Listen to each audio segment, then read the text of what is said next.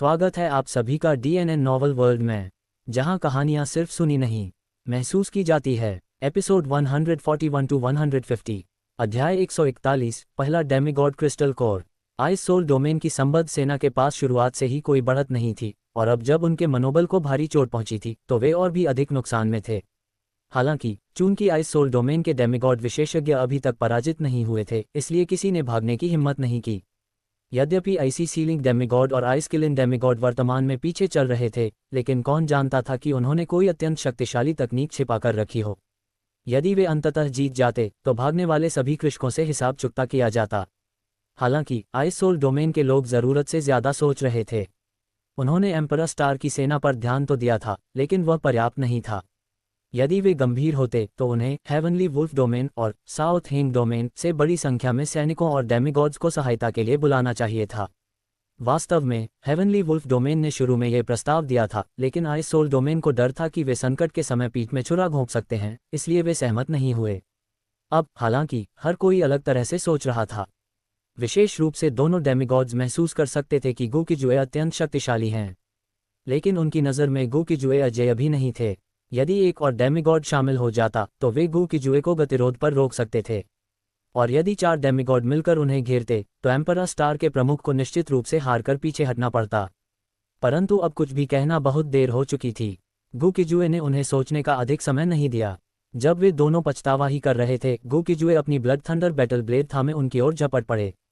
सराह, एक खूनी तलवार की लहर जिसने स्वर्ग और पृथ्वी को नाप दिया, आईसी सीलिंग डेमिगॉड की ओर तेजी से बढ़ी। उस अर्धचंद्राकार खूनी लहर में डरावनी रक्त ऊर्जा और बिजली की शक्ति थी। इस एक प्रहार के नीचे आसपास के अंतरिक्ष में बारीक दरारें पड़ने लगीं। गू की जुए ने केवल एक प्रहार नहीं किया, बल्कि उसके तुरंत बाद दर्जनों प्रहारों की झड़ी लगा दी। इससे आईसी सीलिंग डेमिगॉड का चेहरा अत्यंत गंभीर हो गया। आइस किलिंग डेमिगॉड ने बिना किसी हिचकिचाहट के अपने साथी के बगल में आकर बचाव में मदद की। यदि वह अभी मदद नहीं करता तो आईसी सीलिंग डेमिगॉड के टुकड़े हो जाते। दोनों के संयुक्त प्रयासों के बावजूद वे गू की जुए का मुकाबला नहीं कर पा रहे थे। कड़क कड़क, गू की जुए द्वारा छोड़ी गई बिजली की लहरें लगातार टकरा रही थीं। दोनों दुश्मन डेमिगॉड असहाय थे, वे केवल रक्षात्मक मुद्रा अपनाकर अपनी पूरी शक्ति से बचाव कर सकते थे। उनकी तरफ की लड़ाई देखकर ब्लैक विंड डोमेन का कुईजियो डेमिगॉड अत्यंत भयभीत हो गया। अनगिनत कृषकों की हताश नजरों के सामने जो कुईजियो अभी कुछ देर पहले दहाड़ रहा था, वह वास्तव में मैदान छोड़कर भाग गया। जब कुईजियो भागा तो पूर्वज डी कुई ने उसे नहीं रोका। इसके बजाय वे एम्परर स्टार की इच्छा और आइस सोल डोमेन की इच्छा के बीच चल रहे युद्ध में शामिल हो गए। उनके शामिल होते ही आइस सोल डोमेन की इच्छा का अवतार तुरंत दब गया। ठीक इसी क्षण आईसी सीलिंग डेमिगॉड ने एक बेबस दहाड़ लगाए। हुआ ये कि जब वह गू की जुए की तलवार की लहरों का सामना कर रहा था, गू की जुए अचानक उसके सामने प्रकट हुए। जैसे ही गू की जुए ने तिरछा वार किया, आईसी सीलिंग डेमिगॉड रक्षा नहीं कर सका और तुरंत बीच से कट गया। सिजल, कड़क, इसके बाद आसमान से बिजली गिरी और गू की जुए ने उसे पूरी तरह खत्म कर दिया। आईसी सीलिंग डेमिगॉड को मारने के बाद गू की जुए को तुरंत खुशी हुई। एक कारण था कि इस डेमिगॉड की शक्ति हेवनली स्वॉर्ड डेमिगॉड से अधिक थी। मरने के बाद उसने वास्तव में एक डेमिगॉड क्रिस्टल कोर पीछे छोड़ा था। इस क्रिस्टल कोर में उस डेमिगॉड की यादें और साधना का अनुभव समाहित था। इसे परिष्कृत करके कोई भी उसकी अधिकांश क्षमताओं को हासिल कर सकता था। गू की जुए ने हाथ उठाकर उसे अपने कब्जे में ले लिया। जब आइस किलिंग डेमिगॉड ने अपने साथी की मौत देखी तो उसके प्राण सूख गए। वह एक पल भी नहीं रुका और कुईजियो की तरह भागने की कोशिश की। दुर्भाग्य से गू की जुए ने उसे नहीं छोड़ा। उन्होंने उसका पीछा किया और उसे जल्दी ही पकड़ लिया। दहाड़, जब उसने देखा कि वह भाग नहीं सकता तो वह मरता क्या न करता की स्थिति में गू की जुए से लड़ने लगा। लेकिन जैसे ही उसने हमला किया, गू की जुए की तलवार ने उसका सिर धड़ से अलग कर दिया। गू की जुए ने फिर से बिजली का आह्वान किया और उसे भी भस्म कर दिया। आइस किलिंग डेमिगॉड के पास भी एक डेमिगॉड क्रिस्टल कोर था। गू की जुए ने उसे भी उठा लिया। 2 डेमिगॉड्स का अंत करने के बाद गू की जुए ने पीछे मुड़कर देखा। वहां डी कुई, एम्परर स्टार की इच्छा और आइस सोल डोमेन की इच्छा के बीच अभी भी युद्ध चल रहा था। आइस सोल डोमेन की इच्छा को शायद यह आभास हो गया था कि अब 3 के विरुद्ध अकेले लड़ने की स्थिति में उसकी मृत्यु निश्चित है। इसलिए इस क्षण उसने अपना अंतिम और आत्मघाती कदम उठाया। धमाका, आइस सोल डोमेन की इच्छा की शक्ति तुरंत अपने चरम पर उबलने लगी। डेमिगॉड डी कुई और एम्परर स्टार की इच्छा की संयुक्त शक्ति के बावजूद यदि वह स्वयं को नष्ट करने का निर्णय ले चुका था तो वे उसे रोक नहीं सकते थे। एक कान फोड़ देने वाली आवाज के साथ आइस सोल डोमेन की इच्छा ने आत्मविस्फोट पूरा किया। जब एक डेमिगॉड स्वयं को नष्ट करता है तो स्वाभाविक रूप से कोई डेमिगॉड क्रिस्टल कोर पीछे नहीं बचता, और ऐसी स्थिति में क्रिस्टल कोर मुख्य चिंता भी नहीं होती, क्योंकि एक डेमिगॉड का आत्मविस्फोट एक भयानक प्रलय के समान होता है। कड़क, धमाका, धमाका, धमाका। इस आत्मविस्फोट की शक्ति अत्यंत भयावह थी। ये यहाँ पहले हुई 7 दिव्य श्रेणी के योद्धाओं की किसी भी भिड़ंत से कहीं अधिक विनाशकारी थी। डेमिगॉड डिकुई और एम्परर स्टार की इच्छा दोनों ही इस विस्फोट के झटके से दूर जा गिरे। एम्परर स्टार की संबद्ध सेना और आइस सोल डोमेन की कृषक सेना के लगभग 10% सैनिक इस आत्मविस्फोट की चपेट में आकर तुरंत मारे गए। इस मोड़ पर आइस सोल डोमेन के 4 डेमिगॉड योद्धाओं का हिसाब पूरा हुआ, 3 मृत और 1 फरार। डेमिगॉड स्तर का महायुद्ध अब पूरी तरह समाप्त हो चुका था। डेमिगॉड्स की लड़ाई समाप्त होने के साथ ही दोनों सेनाओं के बीच का संघर्ष भी अपने अंत की ओर था। आइस सोल डोमेन के बड़ी संख्या में कृषक पागलों की तरह भागने लगे, जबकि अन्य लगातार खत्म किए जा रहे थे। जब तक वे हथियार डालकर आत्मसमर्पण नहीं करते, वे दुश्मन थे। केवल एक छोटे अल्पसंख्यक समूह ने हथियार डाले। एम्परर स्टार के सैनिकों ने तुरंत इन बंदियों को अपने नियंत्रण में ले लिया। उनका भविष्य चाहे जो भी हो, कम से कम वे यहाँ नहीं मरेंगे। दुर्भाग्य से हर कोई इतना समझदार नहीं था। अधिकतर कृषक उन्माद में थे, वे या तो जिद्दी प्रतिरोध कर रहे थे या स्वयं को विस्फोट से उड़ा रहे थे। उनके इस आत्मघाती कदम ने भागने वाले अन्य कृषकों को थोड़ा समय जरूर दिया। एम्परर स्टार के लिए ये लड़ाई आसान नहीं थी, लेकिन उनकी उपलब्धियां विशाल थीं। युद्ध के दौरान एम्परर स्टार की संबद्ध सेना को लगभग 30 अरब सैनिकों का नुकसान हुआ। मूल 120 बिलियन की सेना अब घायलों सहित घटकर केवल 90 बिलियन रह गई थी। आइस सोल डोमेन की स्थिति निश्चित रूप से और भी बदतर थी। उनकी 180 बिलियन की सेना में से कम 60 बिलियन युद्ध में मारे गए। शेष 120 बिलियन में से आधे भागने में सफल रहे और अंतिम 60 बिलियन सेना ने, जिनके पास भागने का कोई रास्ता नहीं था, हथियार डालकर आत्मसमर्पण कर दिया। जैसे ही विभिन्न युद्ध क्षेत्रों में लड़ाई शांत हुई, एम्परर स्टार के राष्ट्राध्यक्ष गु किजुए की आवाज़ पूरे आइस सोल डोमेन में गूंज उठी। मैं एम्परर स्टार का प्रमुख गु किजुए हूँ। आइस सोल डोमेन के 4 डेमिगॉड्स में से 3 मारे गए हैं और 1 भाग गया है। इस सैन्य अभियान में एम्परर स्टार ने पूर्ण विजय प्राप्त की है। आइस सोल डोमेन के प्राणियों के पास केवल 2 विकल्प हैं, या तो पूर्ण समर्पण या पूर्ण मृत्यु। चाहे वह पहले तियानहोंग डोमेन हो या अब आइस सोल डोमेन, ये एम्परर स्टार की विजय यात्रा के केवल साधारण पड़ाव हैं। एम्परर स्टार का लक्ष्य पूरे शेनहुआंग महाद्वीप को जीतना और एम्परर स्टार के नेतृत्व में एक डिवाइन वाइल्डनेस एम्पायर, दिव्य निर्जन साम्राज्य की स्थापना करना है। जब गु किजुए ने यह बात कही तो युद्ध क्षेत्र की हलचल पूरी तरह थम गई। एम्परर स्टार के सैनिकों सहित हर कोई उनकी इस विशाल महत्वाकांक्षा से स्तब्ध था। इससे पहले किसी ने नहीं सोचा था कि उनका अंतिम लक्ष्य क्या है। उनका लक्ष्य पूरे महाद्वीप पर राज करना था। जैसे ही सब इस लक्ष्य से हिल गए, गु किजुए ने आगे कहा, शेनहुआंग महाद्वीप वर्तमान में अनगिनत शक्तियों का घर है, जिन्होंने इतिहास में अंतहीन संघर्ष किए हैं। यदि हम इन्हें ऐसे ही लड़ते रहने देंगे तो केवल अधिक लोग मरेंगे और संसाधन नष्ट होंगे। ऐसी स्थिति में एम्परर स्टार के नेतृत्व में एक सुपर एम्पायर इन समस्याओं को पूरी तरह हल कर देगा। इसके बाद कोई आपसी युद्ध नहीं होगा, सभी शांति से रहेंगे और संसाधनों का उपयोग विकास के लिए किया जाएगा, युद्ध के लिए नहीं। यदि गु किजुए ने यह बात शुरू में कही होती तो इसे एक सपना माना जाता, लेकिन तियानहोंग और अब आइस सोल डोमेन की जीत ने साबित कर दिया कि एम्परर स्टार की विकास की गति पूरे महाद्वीप में सबसे तीव्र है। गु किजुए के इस जोशीले भाषण को सुनने के बाद एम्परर स्टार के सैनिकों का खून उत्साह से उबलने लगा। उन्होंने एक स्वर में नारा लगाया, एम्परर स्टार 10,000 पीढ़ियों तक विजयी रहे। आइस सोल डोमेन के बंदी कृषकों ने भी अब इंतजार करने का फैसला किया। यदि गु किजुए की बात सच हुई तो भविष्य में पूरा महाद्वीप उनके शासन में होगा। ऐसे में अब भागने का कोई मतलब नहीं था। तियानहोंग और आइस सोल डोमेन अब सुरक्षित क्षेत्र बन चुके थे, जबकि अन्य स्थान जल्द ही युद्ध की ज्वाला में झुलसने वाले थे। उधर डेमिगॉड कुई जियो वापस ब्लैकविंड डोमेन पहुंच चुके थे।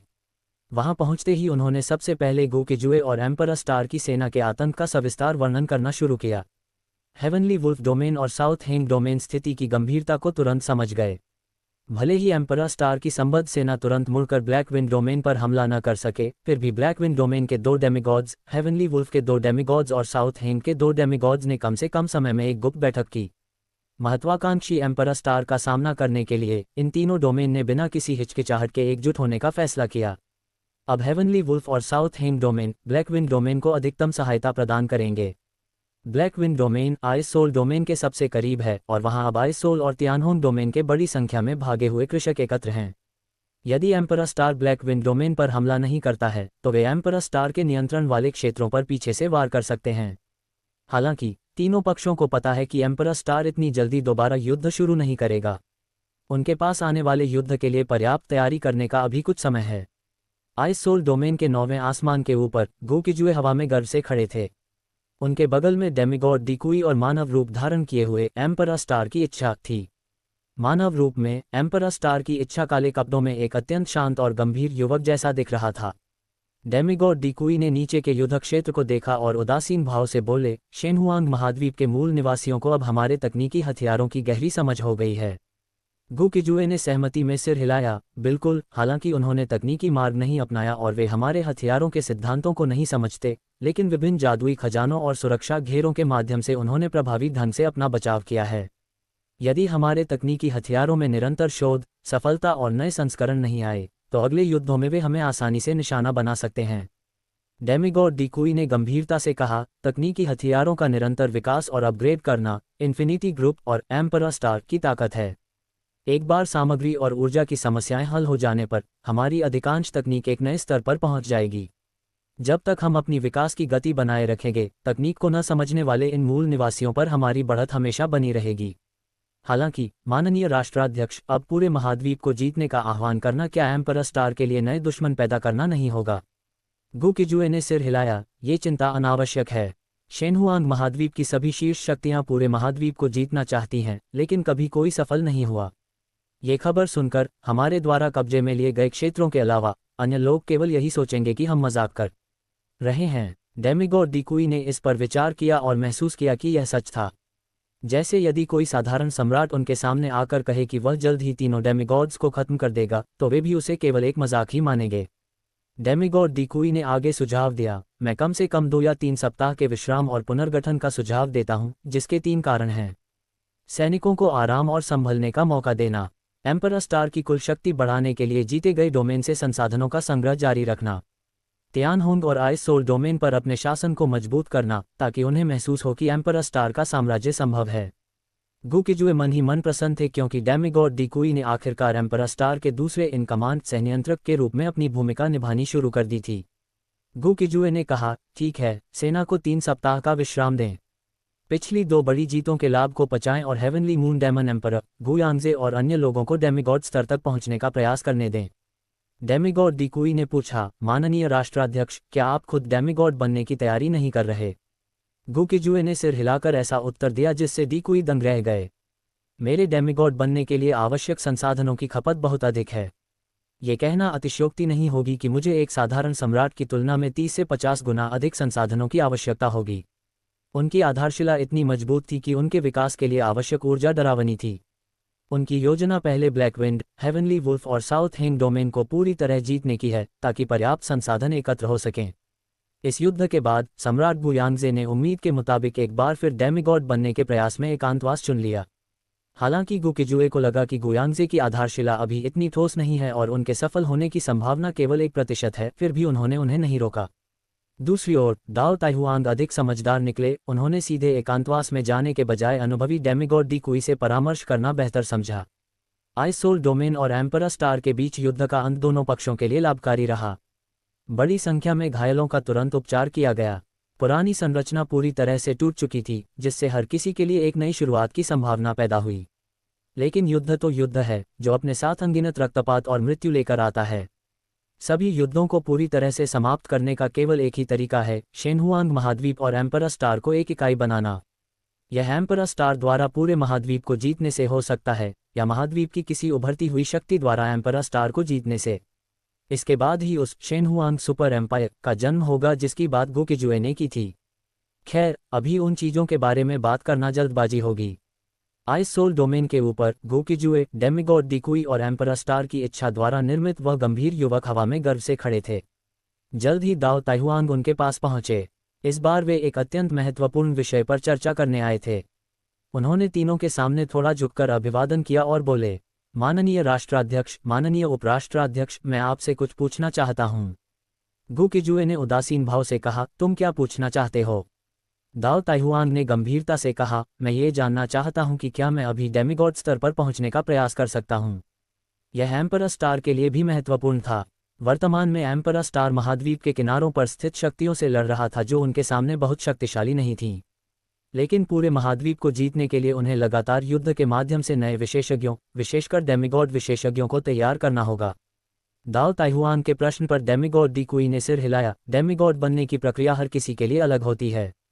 मैं तुम्हें अपना अनुभव तो दे सकता हूं, लेकिन मैं बस इतना ही कहूंगा कि यदि तुम्हें खुद पर भरोसा है और तुम असफलता का नुकसान झेल सकते हो तो कोशिश कर सकते हो। गु किजुए ने थोड़ा असहमत होते हुए कहा, मेरी दृष्टि में तुम्हारी वर्तमान स्थिति गु यांगजे के समान है। तुम दोनों के सफल होने की संभावना बहुत कम है, इसलिए जल्दबाजी न करना ही बेहतर है। कुछ समय और अपनी शक्ति को संचित करने के बाद तुम्हारे अवसर बेहतर होंगे। दाओ ताइहुआन पहले प्रयास करना चाहते थे क्योंकि विफलता का अर्थ केवल संसाधनों का नुकसान था, लेकिन गु किजुए की सलाह मानकर उन्होंने अभी रुकने का फैसला किया। उन्होंने अभिवादन किया और वहां से चले गए। उनके जाने के बाद डी कुई ने पूछा, क्या हेवनली मून डेमन एम्परर के पास कोई मौका है? गु किजुए ने सिर हिलाया, हाँ, लेकिन अभी उसकी सफलता की संभावना अधिकतम 30% है। डी कुई ने आह भरी। वे जानते थे कि युद्ध जारी रहने के लिए केवल 3 डेमिगॉड पर्याप्त नहीं हैं। इसके बाद गु किजुए इन्फिनिटी ग्रुप के फ्लोटिंग बेस तैरता हुआ आधार पर चले गए, जो उनकी उन्नत तकनीक का नमूना था। वहां उन्होंने जी यन्यू को बुलाया। 15 मिनट बाद वह वहां पहुंची। उसे देखकर गु किजुए मुस्कुराए, तुम जल्द ही एम्परर रैंक की विशेषज्ञ बन जाओगी। जी यन्यू चमकती मुस्कान के साथ बोली, ये सब आपकी मदद से हुआ है। मेरा लक्ष्य हमेशा से हेवनली मून पूर्वज जैसा डेमन एम्परर बनना था, पर यह इतनी जल्दी पूरा होगा मैंने सोचा न था। अब मुझे डेमिगॉड बनने की भी उम्मीद दिख रही है। गु किजुए ने कहा, तुम्हारी रक्तरेखा की शुद्धता तुम्हें डेमिगॉड बना सकती है, पर यह प्रक्रिया धीमी होगी। जी यन्यू ने शरारत से पूछा, तो क्या राष्ट्राध्यक्ष मेरी रक्तरेखा को शुद्ध करने में मेरी मदद करने की योजना बना रहे हैं? गु किजुए ने शब्दों के बजाय क्रिया से उत्तर दिया। उन्होंने उसे अपनी बाहों में उठा लिया और अंदर के विश्राम कक्ष की ओर चल दिए। चलते हुए उन्होंने कहा, दरअसल मैं तुम्हें एक गंभीर मामले पर चर्चा करने के लिए बुलाया था, पर चूंकि तुम अपनी रक्तरेखा शुद्ध करना चाहती हो तो पहले हम ये गंभीर काम कर लेते हैं, उसके बाद उस गंभीर विषय पर चर्चा करेंगे। जी यन्यू ने पलटकर जवाब दिया, अगर आप इतने ही सक्षम हैं तो क्यों न हम गंभीर काम और गंभीर चर्चा एक साथ करें, एक तीर से 2 निशाने। गु किजुए हंसे, मुझे कोई समस्या नहीं, बस डर है कि तुम इसे संभाल नहीं पाओगी। जी यन्यू चिढ़कर बोली, देखते हैं कौन नहीं संभाल पाता। गु किजुए ने उसके सुंदर चेहरे को चूमा और याद दिलाया, पिछली बार फ्लोटिंग ट्रेजर शिप पर कौन रोकर रहम की भीख मांग रहा था। जी यन्यू की यादें ताज़ा हो गईं और उसके गाल शर्म से लाल हो गए। उसने गुनगुनाते हुए कहा, बहादुर अपनी पुरानी यादों का बखान नहीं करते, बस ये सुनिश्चित करें कि बाद में आप सीधे खड़े रह सकें। उसी समय सम्राट गु यांगजे ने पूरे आत्मविश्वास के साथ डेमिगॉड बनने का प्रयास शुरू किया। उनके चारों ओर ऊर्जा क्रिस्टल और बेशकीमती खजाने रखे थे। ताइगु ग्रुप द्वारा आइस सोल डोमेन से लूटे गए संसाधनों का लगभग 30% हिस्सा यहां खर्च किया जा रहा था। दाओ ताइहुआंग ने तो गु किजुए की बात मान ली थी, पर हेवनली मून डेमन एम्परर और अन्य पीक ग्रेट एम्पर्स अब हाथ पर हाथ धरकर नहीं बैठ सकते थे। उन्होंने डेमिगॉड विशेषज्ञों की शक्ति देख ली थी। एक पीक ग्रेट एम्परर और डेमिगॉड के बीच केवल आधा कदम का अंतर होता है, लेकिन शक्ति का अंतर जमीन आसमान का होता है। एक कमजोर डेमिगॉड भी पीक ग्रेट एम्परर को बेरहमी से कुचल सकता है। इसी कारण एम्परर स्टार के सभी शीर्ष विशेषज्ञ अचानक गायब हो गए और अपनी अपनी साधना में लीन हो गए। बिना किसी अपवाद के ये गायब हुए सभी विशेषज्ञ अपनी पूरी ताकत से डेमिगॉड क्षेत्र की ओर बढ़ रहे थे। हालांकि उनके लिए डेमिगॉड बनने का रास्ता कांटों भरा होना तय था। एम्परर स्टार के शीर्ष विशेषज्ञों में गु यांगजे डेमिगॉड बनने का प्रयास करने वाले पहले व्यक्ति थे। यह उनका पहला प्रयास नहीं था, उन्होंने एम्परर स्टार पर रहते हुए भी इसकी कोशिश की थी। लेकिन बूढ़े गु जिद्दी थे, उनका दृढ़ विश्वास था कि उनके पास डेमिगॉड बनने की योग्यता है। इसके अलावा विफलता ही सफलता की जननी है। चूंकि उन्होंने अपनी पिछली हार से सीखा था, इसलिए इस बार उनके सफल न होने का कोई कारण नहीं था। और फिर वे असफल हो गए। जी हाँ, सम्राट गु यांगजे अपने दूसरे प्रयास में भी डेमिगॉड नहीं बन पाए। ताइगु ग्रुप के फ्लोटिंग बेस के साधना कक्ष में सम्राट गु यांगजे पूरी तरह स्तब्ध रह गए। ये तो घोर अन्याय है। डेमिगॉड बनना इतना कठिन क्यों है? डेमिगॉड बनने के लिए सरल शब्दों में केवल एक ही चीज़ की आवश्यकता होती है, डेमिगॉड क्रिस्टल कोर को संघनित करने का तरीका खोजना। एक बार यह कोर बन जाए तो व्यक्ति डेमिगॉड बन जाता है। आमतौर पर एक महान सम्राट का डेमिगॉड से टकराना पत्थर पर अंडा मारने जैसा होता है, लेकिन गु किजुए जैसे लोग इसके अपवाद हैं। गु किजुए की आधारशिला इतनी मजबूत है कि जहां दूसरे कंक्रीट की इमारत बनाते हैं, उन्होंने शुद्ध टाइटेनियम अलॉय की नींव रखी है। यही कारण है कि आइसी सील और आइस किलिन जैसे डेमिगॉड भी उन्हें अपना दूसरा या तीसरा रूप इस्तेमाल करने पर मजबूर नहीं कर पाए। उनका चौथा रूप तो शायद देवताओं के संहार के लिए ही सुरक्षित है। गुयांगजे के साथ साथ बेई किंगतियन और अन्य महान सम्राट भी एक एक करके असफल हो गए। केवल हेवनली मून डेमन एम्परर जीतियान्यू अभी भी टिकी हुई थीं। उनकी आधारशिला दूसरों से बेहतर थी, लेकिन अंततः उनकी भी किस्मत ने साथ नहीं दिया। आधे रास्ते में ही उनका क्रिस्टल कोर चटक गया और वे रूपांतरण पूरा नहीं कर पाईं। जहां दिग्गज असफल हो रहे थे, वहीं जी यन्यू की किस्मत चमक उठी। गु किजुए के साथ रक्तरेखा शुद्धिकरण के सत्र के बाद वह सफलतापूर्वक इंपीरियल रैंक महान सम्राट विशेषज्ञ बन गईं। जी यन्यू खुद इस समय दंग थीं। उनका ब्रेक थ्रू अनोखा था। वह सक्रिय रूप से नहीं बल्कि पैसिव तरीके से महान सम्राट बन गई थीं। वह पसीने से तरबतर थीं और उनका दिल जोर से धड़क रहा था, क्योंकि वह बिना किसी मानसिक तैयारी के इस स्तर पर पहुंच गई थीं। गोकिजुए बाथरूम में नहाने के बाद अब सोफे पर बैठकर एक पत्रिका पढ़ रहे थे। अपनी ऊर्जा को मुक्त करने के बाद उनका शरीर और भी अधिक शुद्ध और शक्तिशाली महसूस हो रहा था। उन्होंने पत्रिका पढ़ते हुए जी यन्यू को देखा, जिनका चेहरा लाल था और वे अपनी नई शक्ति को संचित करने का प्रयास कर रही थीं। वे इतने विवेकशील तो थे कि इस समय उन्हें परेशान न करें। पत्रिका के बाद गोकिजुए का ध्यान उल्का अयस्क की ओर गया। कहा जाता है कि यह स्वर्ग के बाहर से आता है। इससे उल्का मिश्र धातु बनाना एक बड़ी तकनीकी चुनौती है। वर्तमान में इसके दो ही तरीके हैं: ऊर्जा पत्थरों का उपभोग, अयस्क को लगातार चार्ज करना ताकि अशुद्धियां नष्ट हो जाएं। यह इतना महंगा है कि एक बार मशीन बनाने के खर्च में 20 महान सम्राट तैयार किए जा सकते हैं। मानवीय भट्टी, डेमिगॉड या महान सम्राट खुद अपनी ऊर्जा से इसे परिष्कृत करें। लेकिन एक डेमिगॉड भी पूरे दिन में केवल एक टुकड़ा ही बना सकता है। गुकिजुए एक टुकड़े की जांच कर रहे थे। उन्हें एक अधिक कुशल तरीके की तलाश थी। तभी उनके कम्युनिकेटर पर नाइटमेयर का संदेश आया। नाइटमेयर एम्परर स्टार की केंद्रीय इंटेलिजेंस आई है, जिसके पास सारा ज्ञान संचित है। गुकिजुए ने कॉल स्वीकार किया। क्या बात है नाइटमेयर? नाइटमेयर, जो गु इनलिंग के पारदर्शी रूप में प्रकट हुआ था, ने झुककर अभिवादन किया और कहा, माननीय राष्ट्राध्यक्ष, मुझे कुछ ऐसी खोजें मिली हैं जिनमें आपकी रुचि हो सकती है। गुकिजुए ने उत्सुकता से कहा, मुझे बताओ। उनके सामने एक पारदर्शी प्रोजेक्शन दिखाई देने लगा और नाइटमेयर उन आंकड़ों की व्याख्या करने लगा। आइस सोल डोमेन में एक बार एक शिल्पकार ने खोजा था कि यदि उल्का अयस्क, इन्फिनिट क्रिस्टल स्टोन और एक डेमिगॉड क्रिस्टल कोर को एक साथ परिष्कृत किया जाए तो एक डेमिगॉड क्रिस्टल कोर की खपत करके लगभग 10,000 उल्का मिश्र धातु के टुकड़े तैयार किए जा सकते हैं। हालांकि उस शिल्पकार को मिला डेमिगॉड क्रिस्टल कोर केवल थोड़ी मात्रा में पाउडर के रूप में था, इसलिए उसका प्रयोग आगे नहीं बढ़ सका। नाइटमेयर इस बार सही था। गुकिजुए को वास्तव में इस खोज में बहुत दिलचस्पी थी, क्योंकि उन्हें वर्तमान में उल्का मिश्र धातु की बहुत आवश्यकता थी और उनके पास बड़ी संख्या में इन्फिनिट क्रिस्टल स्टोन थे। बेशक इन्फिनिट क्रिस्टल स्टोन उनका दिया हुआ नाम था। आइसोल और तियानहोंग डोमेन में इन ऊर्जा पत्थरों के कई अजीब नाम थे। नाइटमेयर द्वारा प्रदान की गई सामग्रियों की समीक्षा करने के बाद गुकिजुए ने कहा, अपनी उपस्थिति बदलकर एक मध्यम आयु वर्ग के जेंटलमैन बटलर खानसामा जैसी कर लो। नाइटमेयर ने तुरंत आदेश का पालन किया।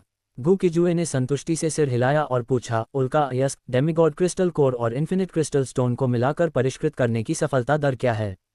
क्या ये लागत के हिसाब से सही है या कोई बेहतर तरीका है? नाइटमेयर ने जवाब दिया, माननीय राष्ट्राध्यक्ष, मेरे डेटाबेस में इससे संबंधित अधिक जानकारी नहीं है। जहां तक लागत का सवाल है, मैं कुछ आंकड़े दे सकता हूं। एक डेमिगॉड क्रिस्टल कोर का उपयोग किसी पीक ग्रेट एम्परर को डेमिगॉड बनाने में किया जा सकता है। यदि वह सफल होता है और रोज एक टुकड़ा परिष्कृत करता है, तो उसे 10,000 टुकड़े बनाने में 10,000 दिन लगेंगे। लाभ यह है कि उसके बाद वह अगले 10,000 टुकड़े भी बना सकता है। अब यह आप पर निर्भर करता है कि आप अल्पकालिक लाभ चाहते हैं या दीर्घकालिक बड़ा रिटर्न। गुकिजुए ने तुरंत निर्णय लिया, अभी के लिए मुझे पहले डेमिगॉड क्रिस्टल कोर को उल्का मिश्र धातु में बदलना चाहिए। पर्याप्त मिश्र धातु होने पर डिवाइन रैंक, ईश्वरीय श्रेणी के यांत्रिक जीवन रूप बनाना संभव हो सकता है। उस समय मैं उनका उपयोग और अधिक मिश्र धातु परिष्कृत करने के लिए करूंगा। जब युद्ध की आवश्यकता होगी वे लड़ेंगे, अन्यथा वे बस शोधन का काम करेंगे। गुकिजुए फ्लोटिंग बेस की प्रयोगशाला में पहुंचे। उन्होंने सीधे एक विशाल सिल्वर रिफाइनिंग फनेस चांदी की शोधन भट्टी का रुख किया। उनके स्पेशियल डिवाइस से बड़ी मात्रा में उल्का अयस्क और इन्फिनिट क्रिस्टल स्टोन भट्टी में गिरने लगे। जल्द ही नाइटमेयर की आवाज गूंजी, माननीय राष्ट्राध्यक्ष, अब डेमिगॉड क्रिस्टल कोर डाला जा सकता है। गुकिजुए ने कोर को भट्टी में डाल दिया। भट्टी तुरंत सील हो गई और शोधन प्रक्रिया शुरू हो गई। ये तरीका वास्तव में काम कर रहा था। गुकिजुए ने देखा कि पलक झपकते ही उल्का मिश्र धातु के टुकड़े तैयार होने लगे। भले ही ये तरीका डेमिगॉड्स की बर्बादी जैसा था, पर गू किजुए एक कोर के बदले 10,000 टुकड़े लेने को तैयार थे। उन्होंने अपनी चेतना से इन्फिनिट इंजन से पूछा कि इन सामग्रियों से क्या बनाया जा सकता है। गूंज इंजन ने गणना की और 4 श्रेणियां प्रस्तुत की: शीत हथियार, तकनीकी हथियार, यांत्रिक जीवन रूप और कृत्रिम रूप से संश्लेषित जीवन। गू किजुए ने कृत्रिम जीवन श्रेणी को चुना और आश्चर्यचकित रह गए। उनके पास मौजूद संसाधन वास्तव में एक डेमिगॉड के निर्माण के लिए पर्याप्त थे। एक demigod crystal core, 3000 infinite crystal stone, 5000 उल्का मिश्र धातु के टुकड़े और अन्य उन्नत सामग्रियों का उपयोग करके एक डेमिगॉड बनाया जा सकता था। भले ही एक डेमिगॉड बनाने की लागत 1.5 डेमिगॉड्स के बराबर थी, जो घाटे का सौदा लग सकता है, पर यह वास्तव में फायदे का सौदा था, क्योंकि इस्तेमाल किया गया कोर एक मरे हुए दुश्मन का था, जबकि नया बनने वाला डेमिगॉड उनका पुनर्तः वफादार सेवक होगा। अब हिचकिचाहट कैसी? ये ईश्वर निर्माण का समय था। एम्परर स्टार के राष्ट्राध्यक्ष और भविष्य के सुपर गॉड डेजर्ट एम्पायर के सम्राट होने के नाते उनके पास सुंदरियों का हरम होना सामान्य था। गू किजुए ने अपनी पसंद के अनुसार एक सुंदर डेमिगॉड स्तरीय जीवन रूप बनाने का साहसी विचार बनाया। कुछ सोच विचार के बाद उन्होंने विक्टोरिया नाम की एक सुंदर डेमिगॉड के निर्माण प्रस्ताव को चुना। अभी अभी प्राप्त हुआ डेमिगॉड क्रिस्टल कोर पूरी तरह से खपत हो गया। उनके पास मौजूद इन्फिनिट क्रिस्टल स्टोन तुरंत 3000 कम हो गए। इतना ही नहीं, जो उल्का मिश्र धातु अभी परिष्कृत हो रही थी, उसे भी इंजन सोखने लगा। उनके पास मौजूद कई अज्ञात युद्ध लूट भी इस प्रक्रिया में समाहित हो गए। ऐसा लगता था कि इस सुंदर डेमिगॉड के निर्माण की लागत उनकी कल्पना से भी अधिक थी। जबकि एम्परर स्टार के अन्य समूहों के प्रमुख और वर्चस्वशाली शक्तियां अभी भी डेमिगॉड रैंक तक पहुंचने के लिए संघर्ष कर रही थीं, गू किजुए उनसे बिल्कुल अलग खेल खेल रहे थे। इस समय वह इन्फिनिट इंजन और विशाल संसाधनों का उपयोग करके स्वयं डेमिगॉड्स का निर्माण कर रहे थे। वर्तमान खपत के अनुसार एक डेमिगॉड बनाने के लिए आवश्यक संसाधन 2 डेमिगॉड्स के मूल्य के बराबर थे।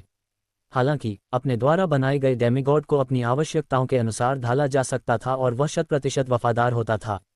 इसलिए दुश्मन डेमिगॉड्स पर दया दिखाने की कोई आवश्यकता नहीं थी। प्रतिद्वंद्वी को खत्म करने और उनका डेमिगॉड क्रिस्टल कोर प्राप्त करने के बाद उसका उपयोग अपनी पसंद का डेमिगॉड बनाने के लिए किया जा सकता था। गूंज इन्फिनिट इंजन लगातार गुनगुनाता रहा। एक demigod crystal core, 3000 infinite crystal stone, 5000 उल्का लौह मिश्र धातु और बड़ी मात्रा में अन्य संसाधन, जिनमें से कुछ गू किजुए के लिए ज्ञात थे और कुछ अज्ञात, सभी तेजी से लुप्त हो रहे थे और एक गर्म सफेद प्रकाश के गोले में पिघल रहे थे। लगभग 1 घंटे बाद इस गर्म सफेद प्रकाश के गोले में कुछ बदलाव हुए। कड़क एक स्पष्ट ध्वनि सुनाई दी और फिर वह सफेद प्रकाश का गोला पूरी तरह से गायब हो गया। अगले ही क्षण सफेद रोशनी में लिपटी एक अत्यंत उत्कृष्ट और सुंदर आकृति गू किजुए के सामने प्रकट हुई। ये सुनहरे बालों, नीली आंखों और बर्फ जैसी सफेद त्वचा वाली एक लंबी सुंदरी थी। प्रकट होते ही उसने गू किजुए के सामने सिर झुकाया। माननीय राष्ट्राध्यक्ष, विक्टोरिया आपके आदेश की प्रतीक्षा कर रही है। गू किजुए ने सहज भाव से कहा, औपचारिकताएं छोड़ो। उनके बोलने के बाद विक्टोरिया सीधी खड़ी हो गई। अब गू किजुए विक्टोरिया को करीब से देख सकते थे। विक्टोरिया न केवल एक अत्यंत सुंदर महिला थी, बल्कि वह शक्तिशाली भी थी। यद्यपि उसका क्रिस्टल कोर केवल डेमिगॉड रैंक 1 पर था, लेकिन उसकी क्षमताओं की शुद्धता बहुत अधिक थी। उसका जीवन रूप पूर्ण था और उसकी आधारशिला बहुत ठोस थी। डीकुई जैसे डेमिगॉड, जिनका क्रिस्टल कोर रैंक 3 पर था, उनसे निपटना भी विक्टोरिया के लिए कोई समस्या नहीं होती। यह इन्फिनिट इंजन की शक्ति थी। जब तक पर्याप्त सामग्री और ऊर्जा उपलब्ध थी, डेमिगॉड्स का निर्माण भी आसानी से किया जा सकता था। गू किजुए ने इंजन के माध्यम से विक्टोरिया का विवरण देखा। विक्टोरिया बर्फ की शक्ति में कुशल डेमिगॉड थी, जो आइस सील और आइस किलिन के समान थी। हालांकि उसका जीवन स्तर उनसे कहीं ऊंचा था। गू किजुए ने कुछ सोचा और कहा, विक्टोरिया, मेरे साथ बाहर चलो, हम थोड़ा अभ्यास करेंगे। जैसा आप आदेश दें, माननीय राष्ट्राध्यक्ष। विक्टोरिया नहीं जानती थी कि गू किजुए उसके साथ अभ्यास क्यों करना चाहते थे, लेकिन चूंकि यह उनका आदेश था, इसलिए उसने बिना शर्त पालन किया। जल्द ही आइस सोल डोमेन के ऊपर 2 शक्तिशाली आकृतियां प्रकट हुईं। जैसे ही गू किजुए की डेमिगॉड के समान भयानक शक्ति और विक्टोरिया की वास्तविक डेमिगॉड शक्ति मुक्त हुई, पूरे आइस सोल डोमेन में हलचल मच गई। सबसे पहले डेमिगॉड डीकुई प्रकट हुए, जो दृश्य देखकर पूरी तरह दंग रह गए। उन्हें समझ नहीं आ रहा था कि हवा में गू किजुए के सामने यह अनजान डेमिगॉड कौन खड़ी है। वह विक्टोरिया से केवल युद्ध की भावना महसूस कर सकते थे, शत्रुता या मारने का इरादा नहीं। सम्राट भू यांगजे, जो हाल ही में डेमिगॉड बनने के प्रयास में असफल रहे थे, और हेवनली मून डेमन एम्परर भी इस समय वहां पहुंच गए। सभी तनाव के साथ विक्टोरिया को देख रहे थे, क्योंकि डेमिगॉड्स का डर सामान्य योद्धाओं पर बहुत गहरा होता है। गू किजुए ने सभी को शांत करते हुए कहा, किसी को घबराने की जरूरत नहीं है। विक्टोरिया इन्फिनिट ग्रुप की सदस्य है, हमारी दुश्मन नहीं। मैं बस उसके साथ थोड़ा अभ्यास कर रहा हूँ। राष्ट्राध्यक्ष की इस बात ने सभी को आश्चर्यचकित कर दिया। इन्फिनिट ग्रुप के पास पहले से ही एम्परर स्टार की इच्छा और गू किजुए जैसे दो डेमिगॉड योद्धा थे। अब गू किजुए ने किसी अज्ञात विधि से तीसरा डेमिगॉड भी खड़ा कर दिया था। ऐसा लगता था कि इन्फिनिट ग्रुप के रहस्य कभी खत्म नहीं होंगे।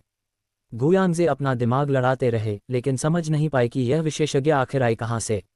गू किजुए ने सबके सामने विक्टोरिया के साथ अभ्यास करने के 3 उद्देश्य रखे थे। विक्टोरिया की वास्तविक युद्ध शक्ति को जानना, एम्परर स्टार गठबंधन और विभिन्न शक्तियों के आत्मविश्वास को मजबूत करना कि अब उनके पास 4 डेमिगॉड योद्धा हैं। इन्फिनिट ग्रुप के चारों ओर रहस्य का घेरा और गहरा करना, ताकि लोग महसूस करें कि यहाँ संभावनाएं अनंत हैं। सबकी नज़रों के सामने गू किजुए ने विक्टोरिया की ओर सिर हिलाया। विक्टोरिया, तुम वार कर सकती हो। जो आज्ञा माननीय राष्ट्राध्यक्ष। विक्टोरिया ने हाथ लहराया और ठंडी धाराओं ने उसके कोमल हाथों में एक लंबी तलवार का रूप ले लिया। गू किजुए ने भी अपनी ब्लड थंडर बैटल सेबर बुला ली। सराह। विक्टोरिया ने अपनी तलवार घुमाई और एक चकाचौंध कर देने वाली नीली बर्फ की रोशनी उसकी ओर बढ़ी। ये तलवार की रोशनी सीधी रेखा जैसी थी और विक्टोरिया के हाथ में मौजूद तलवार एक पश्चिमी रेपियर जैसी थी। गू किजुए ने सहजता से अपनी तलवार चलाकर उस रोशनी को चकनाचूर कर दिया। लेकिन अगले ही पल विक्टोरिया अपनी तेज तलवार लेकर उन पर झपट पड़ी। खनक। विक्टोरिया की तलवार और गू किजुए की ब्लड थंडर सेबर आपस में टकराईं। इस टक्कर में गू किजुए टस से मज नहीं हुए, जबकि विक्टोरिया को अपने हाथ में एक झंझनाहट महसूस हुई। इसके बाद दोनों डेमिगॉड योद्धाओं ने आसमान में तेजी से वार प्रतिवार करना शुरू कर दिया। गू किजुए पूरे समय शांत और स्थिर रहे, उनके कदम अपनी जगह से मुश्किल से हिले। विक्टोरिया ने गू किजुए के खिलाफ विभिन्न तरीकों और कोनों से हमले किए, उन्हें अपनी जगह से हिलने पर मजबूर करने की कोशिश की, लेकिन वह स्पष्ट रूप से विफल रही। 15 मिनट तक अभ्यास करने के बाद विक्टोरिया खुद ही रुक गई। उसने सम्मानपूर्वक झुककर कहा, माननीय राष्ट्राध्यक्ष, मैं वर्तमान में आपके लिए कोई मुकाबला नहीं हूं। गू किजुए ने धीरे से सिर हिलाया। यदि वे वास्तव में जीत हार तय करना चाहते तो विक्टोरिया बहुत पहले ही हार चुकी होती। उससे इतनी देर लड़ना केवल उसकी वास्तविक युद्ध क्षमता को आंकने के लिए था। आंकड़े शक्ति दर्शाते हैं, लेकिन वे वास्तविक कौशल के बराबर नहीं होते। अब उन्हें पूरा यकीन था कि पहली परत की डेमिगॉड होने के बावजूद विक्टोरिया तीसरी परत के डेमिगॉड डिकुई से अधिक शक्तिशाली थी। डेमिगॉड डिकुई ने भी इस बात को बखूबी महसूस कर लिया था। यद्यपि ये केवल एक साधारण अभ्यास था, लेकिन इसका प्रभाव पूरे आइस सोल डोमेन पर पड़ा। चाहे वे एम्परर स्टार गठबंधन के सदस्य हों या आत्मसमर्पण करने वाले कृषक, हर जगह इसी विषय पर गर्मागर्म चर्चा हो रही थी। सम्राट गुयांगजे और दाओ ताइहुआंग एक साथ एकत्र हुए। गुयांगजे ने पूछा, भाई ताइहुआंग, आखिर यह डेमिगॉड कहाँ से आए? दाओ ताइहुआंग ने लाचारी से मुस्कुराते हुए कहा, मुझे भी नहीं पता। गू किजुए के अलावा शायद कोई भी इस सवाल का जवाब नहीं दे सकता। पर जो भी हो, जब तक वह एम्परर स्टार के लिए लड़ रही है, उतना ही काफ़ी है। इस बीच हेवनली मून डेमन एम्परर जी तियान्यू औपचारिकताओं की परवाह किए बिना सीधे इन्फिनिटी ग्रुप के फ्लोटिंग बेस में गू किजुए के कार्यालय में पहुंच गईं। वह गू किजुए की गोद में बैठकर उनकी आंखों में आंखें डालकर देखने लगीं। उन जैसे शक्तिशाली जीवों के लिए समय का कोई महत्व नहीं था, बरसों का बीत जाना उनके चेहरे पर कोई निशान नहीं छोड़ सकता था। गू किजुए ने पूछा, क्या बात है? हेवनली मून डेमन एम्परर ने गंभीरता से पूछा, इन्फिनिटी ग्रुप की यह नई डेमिगॉड अचानक कहाँ से प्रकट हुई? उन्हें इस बात की चिंता नहीं थी कि कोई उनकी जगह ले लेगा, बल्कि वे ये जानकर हैरान थीं कि इन्फिनिटी ग्रुप ने एक और डेमिगॉड कैसे तैयार कर लिया। पहले ये ग्रुप केवल उच्च स्तरीय औषधियां या हथियार बनाता था, फिर सेंट रैंक की मशीनें बनाई और अब सीधे एक डेमिगॉड। गू किजुए ने हंसते हुए कहा, क्या कोई डेमिगॉड प्रशंसावश इन्फिनिटी ग्रुप में शामिल होने नहीं आ सकता? जी तियान्यू ने झिझकते हुए कहा, ग्रुप की साख देखते हुए यह मुमकिन है, लेकिन जब तुम लड़ रहे थे, मैंने देखा कि वह तुम्हारे प्रति अत्यंत सम्मानित थी। वह तुम्हारी सहयोगी या कर्मचारी नहीं लगती, बल्कि उसका व्यवहार किसी स्वामी और दास के रिश्ते जैसा है।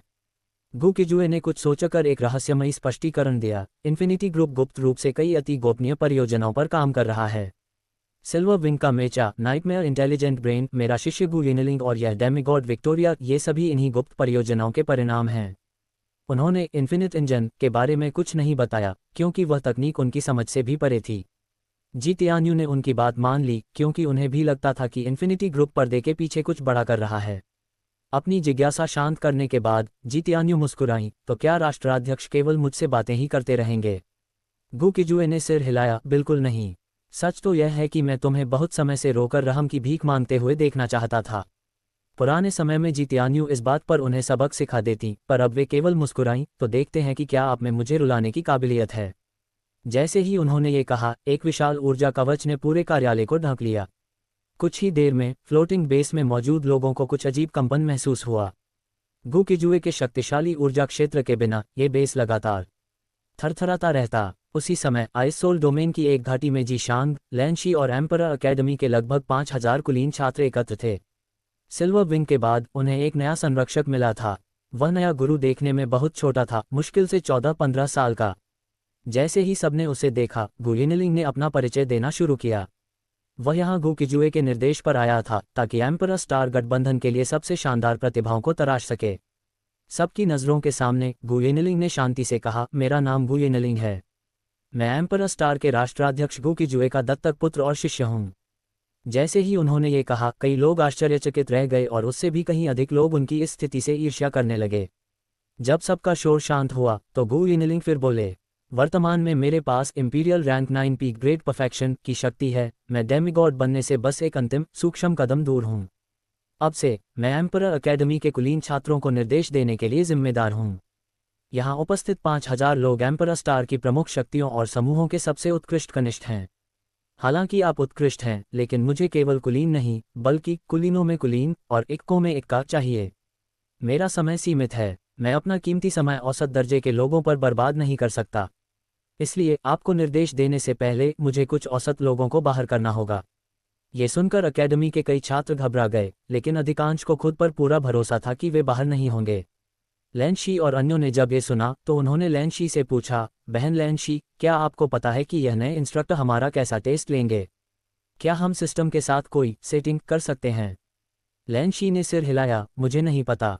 क्यों, क्या तुम लोग धोखेबाजी करने की योजना बना रहे हो? एम्परर ने अपने सफ़ेद दांत दिखाते हुए मुस्कुराकर कहा, ठीक वैसा नहीं। यदि हम उनकी शर्तों पर खरे नहीं उतरे तो उनसे सीखना केवल आफत मोल लेना होगा। हम बस ये जानने के लिए उत्सुक हैं कि वे कुलीनों को चुनने के लिए किस पद्धति का उपयोग करेंगे। जल्द ही उनकी जिज्ञासा शांत हो गई। गु यिनलिंग ने आदेश दिया, अब आप सभी मेरे दबावपूर्ण प्रभाव को सहन करें और मेरे पीछे आकर खड़े हों। केवल वे ही ऐसा कर सकते हैं जिनके पास अविश्वसनीय दृढ़ता और अपने साथियों से कहीं अधिक भयानक युद्ध शक्ति है। ऐसे लोगों को ही मैं अपने साथियों के बीच कुलीन इक्का कहूँगा। जो आत्मविश्वासी हैं वे शुरू कर सकते हैं। यदि आप मेरा दबाव सहन नहीं कर सकते तो बस जमीन पर लेट जाएं, अन्य प्रशिक्षक आपको बाहर ले जाएंगे। जीशांग ने बिना किसी हिचकिचाहट के कदम आगे बढ़ाया। गु किजुए का अनुसरण करने के बाद से वह हमेशा साहसी रहा था। जैसे ही उसने कदम रखा, उसे अपने कंधों पर एक पहाड़ जैसा भारी वजन महसूस हुआ, लेकिन वह बिना आवाज किए चलता रहा। जब लैनशी ने कदम रखा तो वह दंग रह गई क्योंकि उसे कोई दबाव महसूस नहीं हुआ। उसने भ्रमित होकर पूछा, मुझ पर कोई दबाव क्यों नहीं है? गु यिनलिंग ने लाचारी से कहा, छोटी बुआ, मैं आपका परीक्षण करने की हिम्मत कैसे कर सकता हूँ? यदि आप भी विशेष प्रशिक्षण चाहती हैं तो बस यहाँ आ जाए। लैनशी ने हाथ हिलाते हुए मना किया, ऐसा कैसे हो सकता है? मुझे अपनी असली क्षमता के आधार पर परीक्षा पास करनी होगी। उसके कहने पर गु यिनलिंग ने सिर हिलाया और लैनशी पर भी शक्तिशाली दबाव डाल दिया। हालांकि गु किजुए ने लैनशी पर संसाधनों की बौछार की थी, लेकिन वह संसाधन उसकी असली ताकत में बदल चुके थे। लैनशी का प्रदर्शन जीशांग जैसे शीर्ष प्रतिभावान छात्रों से भी बेहतर था। उसकी जन्मजात योग्यता अच्छी थी और उसे अनंत संसाधनों का सहयोग प्राप्त था। जल्द ही श्रेणी स्पष्ट हो गई। लैनशी सबसे आगे थी, उसके बाद एम्परर माउंटेन और ताइगू ग्रुप के दिग्गज थे और तीसरी श्रेणी में बाकी लोग संघर्ष कर रहे थे। दबाव इतना भयानक था कि कुछ छात्रों के कंधे तक मुड़ गए थे। कार्यालय के भीतर रक्तरेखा का शुद्धिकरण। अकेडमी में छात्र दर्द सह रहे थे तो यहाँ हेवनली मून डेमन एम्परर भी काफी कष्ट और दबाव में थीं। इस बार वह वास्तव में रोई और रहम की भीख मांगी। गु किजुए की डेमिगॉड स्तरीय युद्ध शक्ति कोई मजाक नहीं थी। जब उनकी रक्तरेखा शुद्ध हो रही थी और वे अपनी शक्ति संचित कर रही थीं, गु किजुए आराम से बैठे थे। उन्होंने सोचा कि क्या उन्हें विक्टोरिया को भी इसी तरह का संवर्धन देना चाहिए। विक्टोरिया के पास रक्तरेखा की शक्ति नहीं थी क्योंकि वह पहले से ही डेमिगॉड शरीर रखती थी, लेकिन वे उसकी आंतरिक ऊर्जा को शुद्ध करने में मदद कर सकते थे। हेवनली मून डेमन एम्परर ने अपनी शक्ति तो जल्दी संचित कर ली, लेकिन उनकी किस्मत जी यन्यू जैसी नहीं थी। जी यन्यू तो तुरंत एम्परर रैंक बन गई थी, लेकिन रक्तरेखा शुद्ध होने के बाद भी heavenly moon demon emperor demigod नहीं बन पाई। जब वे कार्यालय से जाने लगी तो गु किजुए ने उन्हें रोका, मेरा निर्णय पूरी तरह सटीक न भी हो, पर यदि सब ठीक रहा तो अगली 10 या 8 बार अपनी रक्तरेखा शुद्ध करवाने के बाद तुम डेमिगॉड बन जाओगी। ये सुनकर वे खुशी से झूम उठी। इसका मतलब क्या मैं आज ही डेमिगॉड बन सकती हूँ? गु किजुए ने तुरंत मना किया, काम और आराम में संतुलन जरूरी है।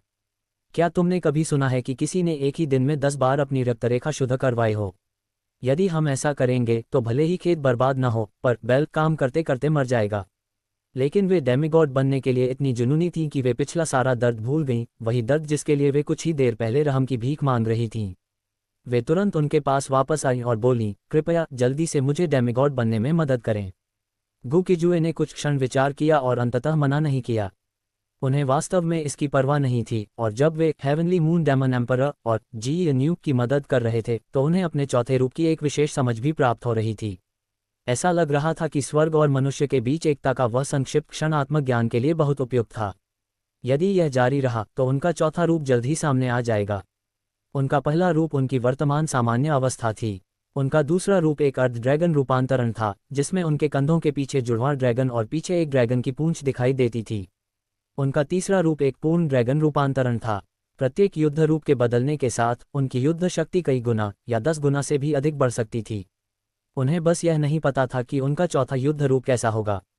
गु किजुए आगे नहीं सोच सके, क्योंकि इस आश्चर्यजनक सुंदरी हेवनली मून डेमन एम्परर ने पहले ही अधीरता से उन्हें विश्राम कक्ष की ओर खींच लिया था। गु किजुए केवल लाचारी से कह सके, क्या तुम वाकई अपनी रक्तरेखा को धीरे धीरे शुद्ध नहीं करना चाहती? मुझे चिंता है कि तुम लगातार बढ़ती हुई इस क्रूर शक्ति को सहन नहीं कर पाओगी। हेवनली मून डेमन एम्परर ने सिर हिलाया, इससे कोई फर्क नहीं पड़ता। जब तक ये सम्राट ग्रेट एम्परर की बेड़ियों को तोड़कर डेमिगॉड बन सकता है, मैं कोई भी कष्ट सह सकती हूँ। जैसे ही उन्होंने ये कहा, गु किजुए के पास अपने ऊर्जा क्षेत्र का फिर से उपयोग करने के अलावा कोई विकल्प नहीं था, जिसने पूरे कार्यालय और विश्राम कक्ष को घेर लिया और साथ ही इन्फिनिटी ग्रुप के पूरे फ्लोटिंग बेस को स्थिर कर दिया। ब्लैक विंड डोमेन, युद्ध की रणनीति। उसी समय ब्लैक विंड डोमेन के काउंसिल हॉल में black wind domain, heavenly wolf domain और साउथ हेंग डोमेन के दिग्गज एक साथ एकत्र हुए थे। हालांकि एम्परर स्टार गठबंधन ने अभी तक हमला नहीं किया था, लेकिन वे स्पष्ट रूप से अपनी सतर्कता कम नहीं कर सकते थे। एम्परर स्टार ने अभी हमला इसलिए नहीं किया था क्योंकि वे अपनी विजय को रोक चुके थे, बल्कि इसलिए क्योंकि वे तियानहोंग और आइस सोल डोमेन को जीतने से हुए लाभ को पचाने के लिए समय निकाल रहे थे। एक बार जब एम्परर स्टार गठबंधन विश्राम कर लेगा तो ब्लैक विंड डोमेन उनका अगला लक्ष्य होगा। काउंसिल हॉल में वर्तमान में 6 डेमिगॉड उपस्थित थे। यदि आवश्यकता पड़ी तो ब्लैक विंड डोमेन की इच्छा भी साकार हो सकती थी, जिससे संख्या 7 हो जाती। यहाँ तक कि हेवनली वुल्फ और साउथ हेंग की इच्छा भी प्रकट हो सकती थी। साउथ हेंग के स्वामी डेमिगॉड चू नानहेंग ने पहले बात रखी, जब तक एम्परर स्टार ने हमला नहीं किया है, शायद हम जाकर उनसे बात कर सकते हैं। ग्रीडी वुल्फ डेमिगॉड ने तुरंत सिर हिलाया, एम्परर स्टार बहुत क्रूर और बर्बर है, उनसे बात करने के लिए हमारे पास कुछ नहीं है। वे हमसे बातचीत भी नहीं करेंगे। कुई जियो ने कहा, हमें बस इतना करना चाहिए कि जब वे हमला करें तो हमारे सभी 9 डेमिगॉड एक साथ उनके 3 डेमिगॉड रैन के योद्धाओं को घेर लें। गु किजुए बहुत शक्तिशाली हैं, लेकिन 3 डेमिगॉड्स के घेरे में वे भी मौके पर ही मारे जाएंगे। इस पर चू नानहेंग ने स्पष्ट किया कि साउथ हेंग और हेवनली वुल्फ की डोमेन विल अपने अपने क्षेत्रों को छोड़कर बाहर नहीं आएंगी। इस प्रकार 7 डेमिगॉड उनके 3 डेमिगॉड्स के विरुद्ध होंगे। कुई जियो ने सुझाव दिया कि उन 7 में से 5 डेमिगॉड्स को अकेले गु किजुए को घेरना चाहिए। आक्रमण ही सबसे अच्छा बचाव है। जब हेवनली वुल्फ और साउथ हेंग के शक्तिशाली लोग अभी भी शांति वार्ता की सोच रहे थे तो ब्लैक विंड डेमिगॉड ने उदासीन भाव से कहा, एम्परर स्टार गठबंधन अभी इतना शक्तिशाली नहीं हुआ है कि वह पूरी तरह अजेय हो। हमें अपने विनाश के लिए खुद बाघ को नहीं पालना चाहिए। यदि हम उन पर तब हमला करते हैं जब वे पूरी तरह विकसित नहीं हुए हैं तो हमारी जीत की उम्मीद है। ब्लैक विंड डेमिगॉड एक कट्टरपंथी नेता थे। उन्होंने एक साहसी प्रस्ताव रखा। तियानहोंग और आइस सोल डोमेन ने केवल बचाव किया और हार गए। लंबा बचाव हमेशा हार की ओर ले जाता है। इसलिए हमें न केवल ब्लैक विंड डोमेन की रक्षा करने की आवश्यकता है, बल्कि हमें एम्परर स्टार के नियंत्रण वाले क्षेत्रों पर सक्रिय रूप से हमला करना चाहिए। कुई जियो तुरंत सहमत हुए, बिल्कुल। एम्परर स्टार की सेना 2 मोर्चों पर एक साथ नहीं लड़ सकती। यदि वे किसी एक मोर्चे पर डेमिगॉड नहीं भेजते तो हमारा एक वॉर गॉड ही उनकी सेना का पूरी तरह संहार करने के लिए काफ़ी होगा। ब्लैक विंड डोमेन एक अधिक कठिन प्रतिद्वंद्वी था क्योंकि उसका नेतृत्व बहुत सख्त और साहसी था। अंततः तीनों डोमेन के शक्तिशाली लोग सक्रिय रूप से आक्रमण करने की युद्ध योजना पर चर्चा करने लगे। Crystal core. तो ये था global mutations following a black member कहानी के 141 से 150 तक की एपिसोड। अगर कहानी पसंद आई तो सब्सक्राइब, लाइक और कमेंट करें, और भी इसी तरह के कहानी सुनने के लिए हमारे साथ जुड़े रहे।